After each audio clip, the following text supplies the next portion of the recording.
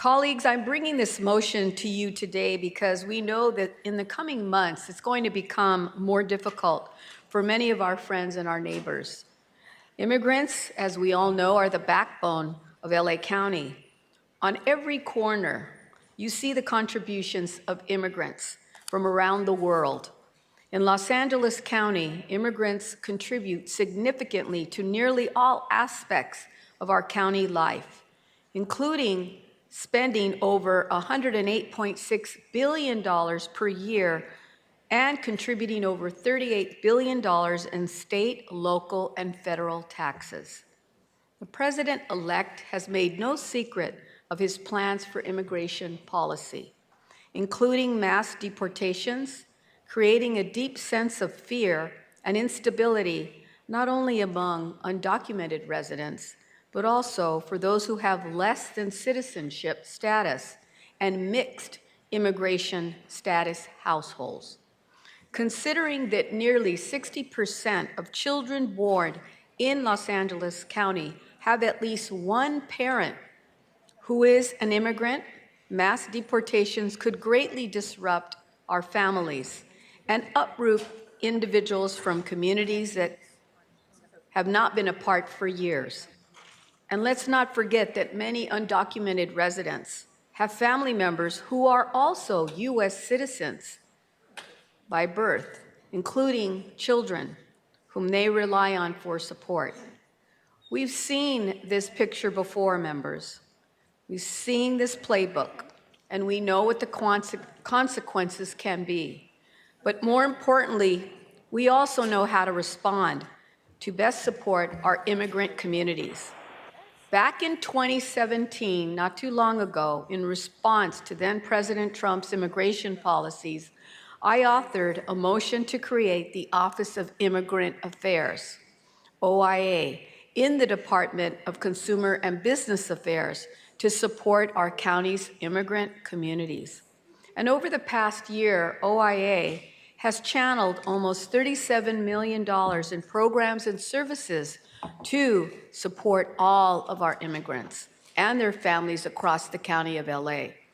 Its programs include Represent LA, which provides immigration legal representation and services, and Link services to support services, capacity building, and case management for immigrant-serving organizations and CBOs, and also by assisting in strengthening their language access to county-wide services.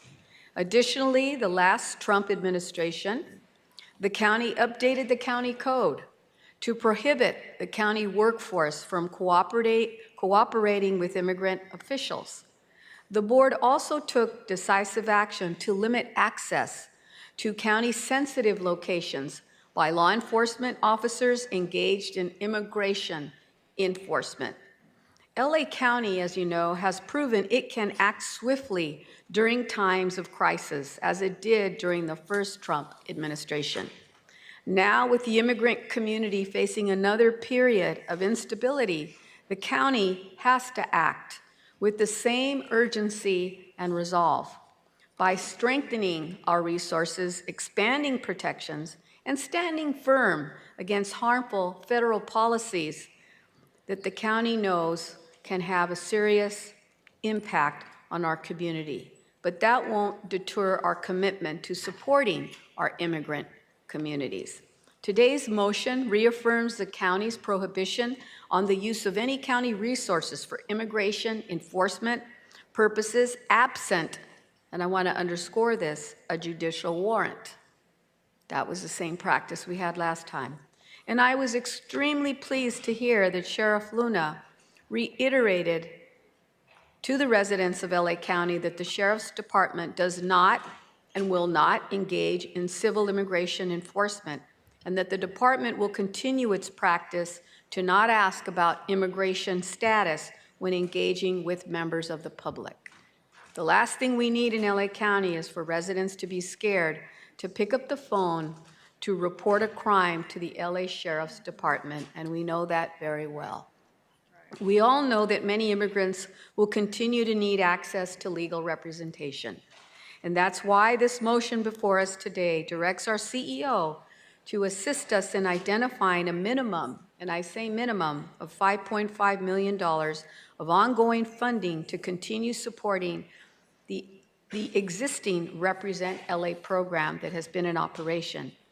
And let me be clear, 5.5 is just a baseline. I hope that the county can find more funding to grow this program. And as we know, as the demand of services is going to increase, and it already has. We've already seen it. I know my office has been receiving calls for assistance, nonprofits as well, church organizations, and people have been clamoring to get more information about legal representation. Represent LA, as we know, is a vital program that is meeting the needs of underrepresented immigrants in the county, providing due process and providing a fighting chance to prevent deportation for our most vulnerable residents. Since launching the program back in 2022, LA Represent has provided full scope and limited legal representation to about 5,075 individuals. The program has been a lifeline for so many who find themselves navigating such an uncertain immigration system. The motion calls on our CEO to work with DCBA to right-size the Office of Immigrant Affairs. Its time has come. OIA has accomplished a lot with a very small staff, and I want to commend them for that. But I think it's time to rethink, relook, reprogram, and plan ahead. The need for OIA services will only continue to grow over the next 4 years. There's no doubt in my mind. And we must ensure that it has the resources and capacity to serve effectively. And I think it's important for us to understand that we're not just talking about county departments, but other agencies and partners that work alongside with us. I'm pleased to say that LA Unified School District Superintendent is in support of this motion and wants to partner with us. The LA Community College District here in Los Angeles wants to partner. And I'm certain that there will be other large organizations that will also want to take part and be seated at the table with the county. In moments like this, leadership means stepping up for those who are most vulnerable. And I believe that passing this motion, we will be demonstrating our resolve to make LA County a welcoming place for all its residents, as it has done in the past.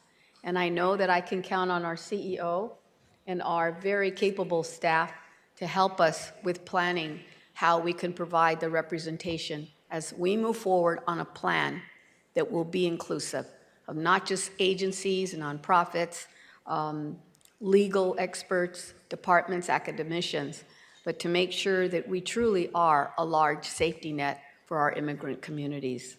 So with that, Madam Chair, I will turn it over to my co-author and respectfully ask you to vote aye. Thank you. Thank you, Supervisor Solis, for authoring this motion and for having me as your co-author. You have continued to be the champion and the rights protector of our immigrant community as long as I've known you. And appreciate this motion because we all witnessed the impact that the previous Trump administration had with its stricter regulations around public charge and other related policies aimed at our immigrant communities. The regulations had devastating impacts for our undocumented residents as well as those of mixed status household. It took time to reduce the fears and the confusion among our immigrant families about participating in programs and seeking services once those regulations had been scaled back by the Biden administration. And this motion serves to ensure that LA County continues to communicate and to educate our residents about their rights and the benefits that they are entitled to. Despite the changes taking place in Washington, D.C., we must remember that LA County is still home to over 220 cultures with over 240 unique spoken languages, which is why it is so important to continue our efforts in areas like language access and programs like the LA Justice Fund.